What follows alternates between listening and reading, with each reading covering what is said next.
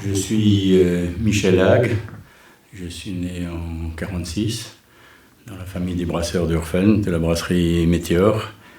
Et j'ai grandi dans l'entreprise familiale qui faisait vraiment partie de notre vie de tous les jours. Et on a eu une éducation assez traditionnelle, assez protestante. Donc quand je le vois avec un peu de recul, probablement un peu austère. Et puis, ensuite j'ai fait mes études, lycée, au gymnase Jean Sturm. J'étais également dans une école privée, les Prels, en 5e et 4e, qui était en Saône-et-Loire. Il y avait d'ailleurs pas mal d'Alsaciens aussi. Ensuite, j'étais au collège des Bouxillaires 3 ans. Puis ensuite, au lycée Kléber, en maths LM et maths sup. Après ça, j'ai fait mes études à Zurich pendant 4 ans, avec un diplôme d'électro-ingénieur, d'ingénieur électrotechnique. Et après ça, j'ai fait 6 mois de stage aux États-Unis, chez Anheuser-Busch à Saint-Louis, qui était déjà le plus grand brasseur du monde à l'époque. Il est toujours, parce que suite des fusions, c'est maintenant AB InBev, ils sont le numéro 1 mondial. Après ça, je suis rentré, et puis en 69, j'ai tout de suite intégré la brasserie. J'aurais beaucoup aimé faire mes armes ailleurs un peu plus longtemps, et pour rentrer plus tard, mais mon père avait 46 ans de plus que moi, il avait donc déjà 69 ans à ce moment-là. Et alors j'ai interrompu toute l'année 70 pour faire le service militaire à Metz, dans le 2e génie. Puis je suis rentré définitivement à la brasserie en janvier 71. Et comme mon cousin Germain était déjà avec mon père du côté technique, je suis allé du côté commercial avec mon oncle, qui était directeur commercial, mon père était directeur technique. Et puis, j'ai été nommé PDG en 75 déjà, je n'avais pas encore tout à fait 29 ans. Et puis, toute mon obsession, ça a été de préserver l'indépendance de la brasserie Météor. On parlait alsacien, ma femme et moi, quand les enfants ne devaient pas comprendre. Et finalement, les enfants n'ont pas appris l'alsacien, je le regrette beaucoup. Et puis, mon beau-père me l'avait assez reproché. Puis quand le 4e enfant est né 7 ans après les autres, je me dis, celui-là, je ne vais pas le rater, je vais lui apprendre l'alsacien. Puis je rentrais dans sa chambre, je disais, « Vous demoriez, Edouard, ich könnte schlafen ?»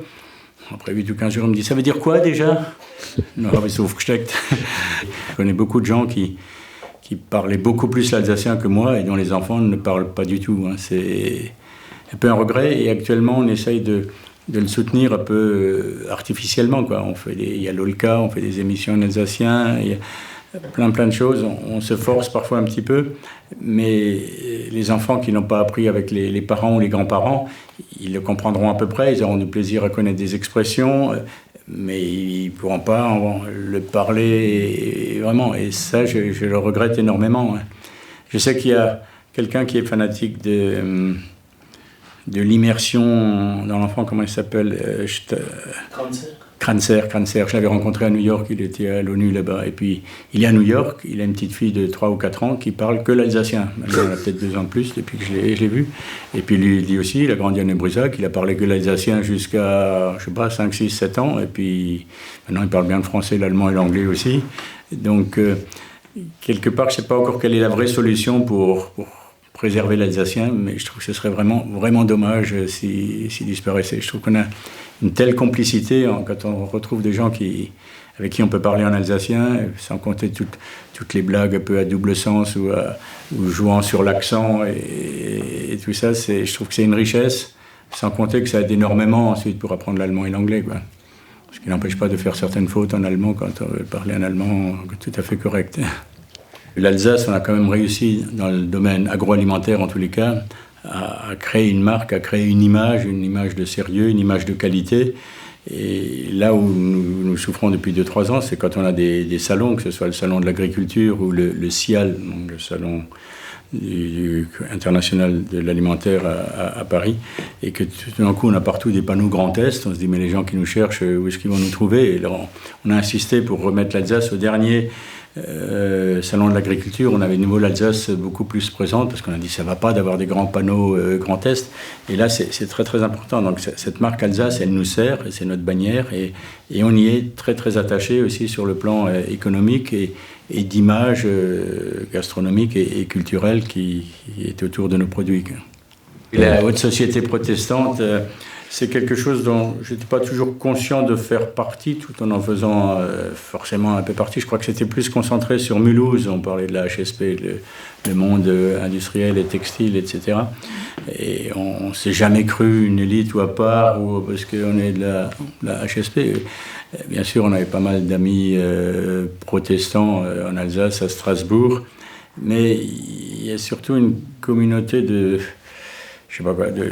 penser, ce fameux capitalisme rénan dont on parle aussi,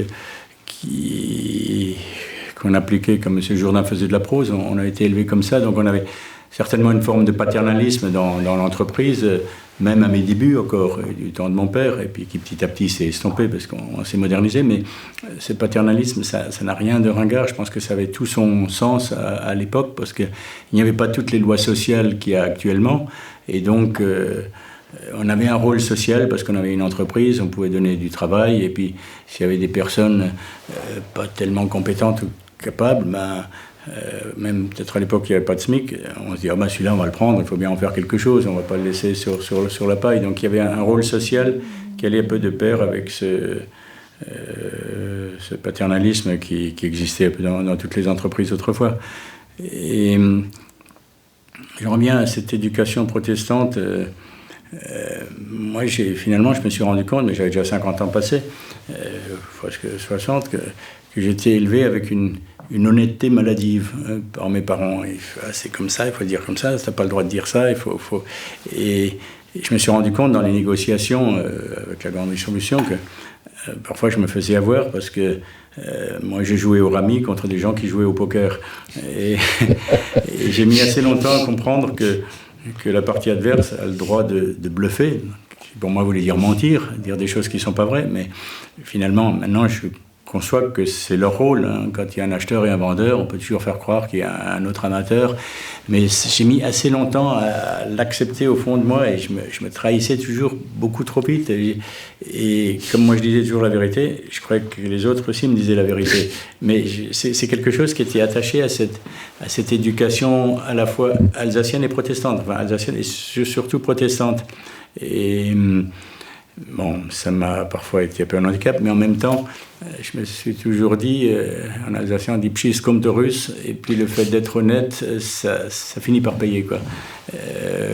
Peut-être, voilà, c'est quelque chose.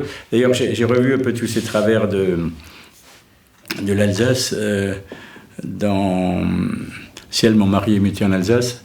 J'ai été invité il y a 2 mois par Strasbourg, événement, non pas Strasbourg, accueil, bienvenue en Alsace, je crois, bienvenue à Strasbourg, là, c'est Catherine Segmuller qui est présidente, et ils nous ont rejoué sous forme de sketch. Je ne sais pas si vous l'avez vu, mais on était morts de rire. C'était une parodie des Alsaciens. Bon, l'essentiel était pris d'après le livre Ciel, mon mari, mais il y a des défauts qui étaient attendrissants. Mais je riais de moi-même en me reconnaissant dans les caricatures des Alsaciens qui montraient, quoi. Et c'est pour ça, c'est un livre, je ne sais pas, il existe depuis une vingtaine d'années. Je le recommande assez souvent aux nouveaux arrivés, les non-alsaciens qui s'installent en Alsace. Si j'ai des nouveaux cadres ou des nouvelles personnes, ou même des personnes que je rencontre à un cocktail et qui viennent d'arriver, je dis écoutez, si vous voulez vraiment un peu comprendre l'Alsace, il faut que vous lisiez, c'est peut-être un peu démodé, mais c'est toujours très vrai, la psychanalyse de l'Alsace de Frédéric Hoffet. Ciel, mon mari mettait en Alsace, les Thiel de Lautenbach à une époque, et puis il faut voir les 2 Mathilde, et puis il faut voir, mais ça tout le monde n'a pas le temps, enfin Redemont im Defon en version sous-titrée. Je crois que si vous regardez ça, on comprend vraiment le particularisme de l'Alsace.